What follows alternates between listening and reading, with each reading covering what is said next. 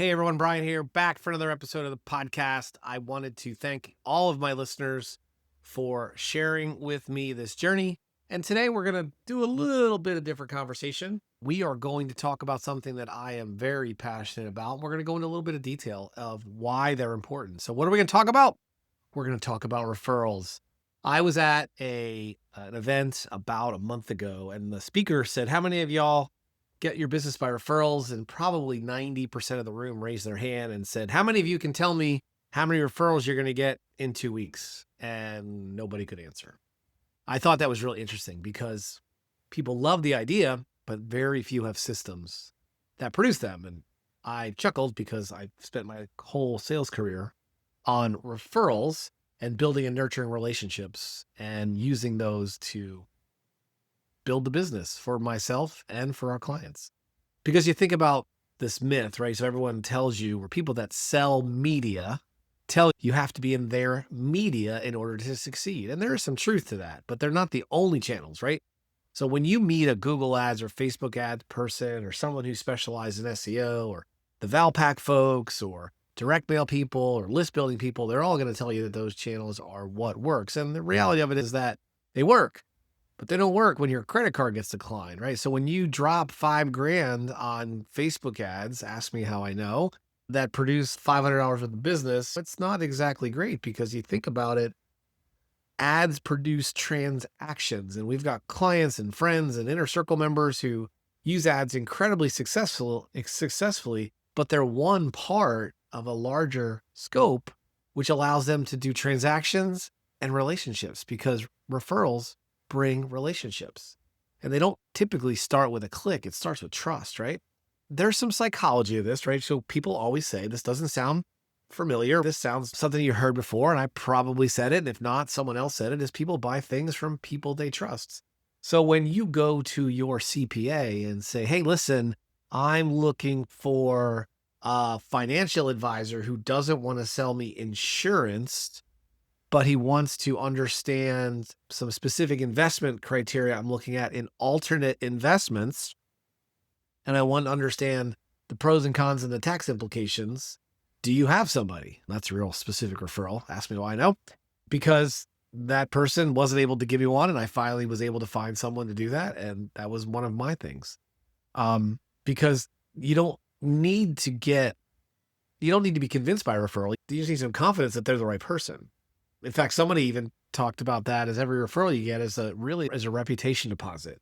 So when you are able to give people great referrals and you ask for great referrals, you deposit them into your bank of information, your bank of relationships, and then you're able to use them to focus on what you're good at. That's really important. And honestly, there's a bunch of really common mistakes, and I'll talk about a couple of them right now. My favorite one is we get it by word of mouth. Word of mouth is great, but last time I checked, as we're recording this, not everyone's talking about a lot of stuff. They're having lots of distractions. They're worried about lots of things.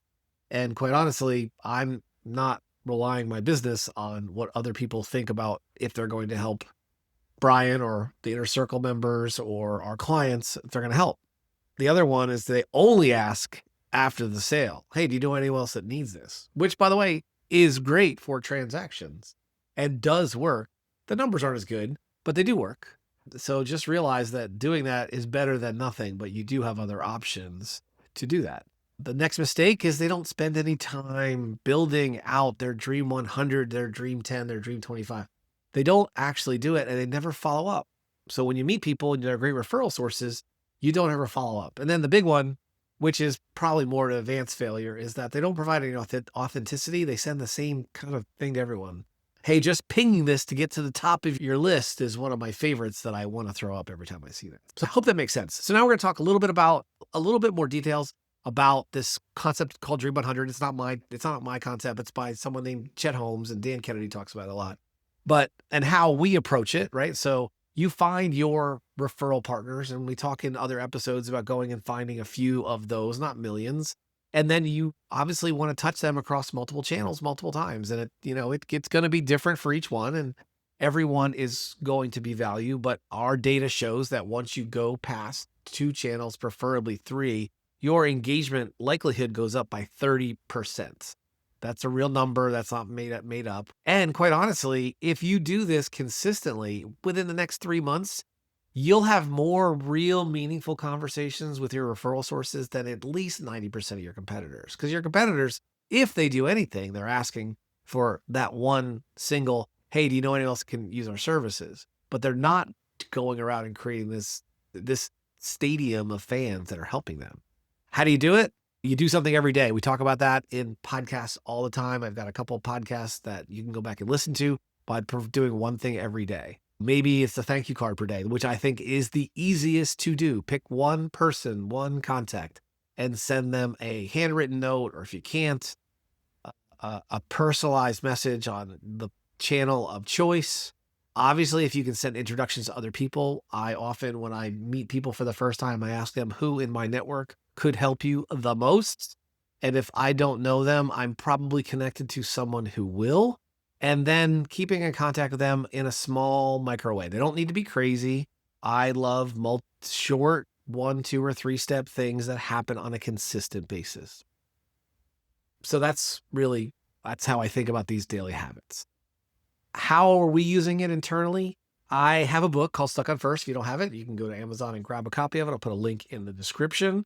Or you can message me and to see if I can get you a copy. I keep a few copies here at my home office. But what I often do, if I want to meet someone and I know they're a good influencer, I find out everything I can about them and send them a small shock and awe box. The shock and awe box has my book and a few other things in it and a handwritten note going, I would love to get to know you. I heard so much about you from Linda. And although I haven't had a chance to ask Linda to connect us, but I thought I would reach out to you. And so the next time I see you in person, we'll have something to talk about. And if I send out 10 of those to a local networking event, 5 of those people that I will see will remember me and want to have conversations. And the other ones obviously will have gotten my package. And it may not be the right time, or they may not be interested, or they may have a conflict, et cetera, et cetera. But they're in my list for me to give before I get. So think about that. That's a big one, right? So you have to be willing to give more than you get. We all have takers. Talked about it before in the podcast. We all know takers. People run around the room going, what do I need to do to get you to buy this XYZ today? And we don't want to do that. So that's really important. You got to be givers, because if you think about it, referrals don't cost you money in capital. They cost you in discipline. Everyone has 20 minutes a day to focus on referrals. They just choose not to do it. And if you need to do it more, just let us know. Reach out to me through the podcast link, and we would be happy to do that for you. In fact, 90% of our business today is revolved around helping build, develop, and manage fairly complex referral networks for good-sized companies, right? Companies from 3 million to 30 million in revenue with 5 to 50 employees, selling relatively complicated stuff, things that don't sell by ads, sell by relationships. So think about that again. So things that are complex don't sell by ads because they're not transactions. They're transformational clients. And so by getting referrals to those customers, you're going to have probably an 80 or 90% chance of getting that business. So it's probably worth it, but you got to know your numbers. So anyway, I thought I would give you this quick idea today on the importance of referral networks and a high-level framework of what they're about and how to go about implementing them. And so I hope that this helps you. And as always, feel free to reach out to me. Check out referralteampro.com or MVP Inner Circle to learn more about Bryan and what we're doing for our clients today.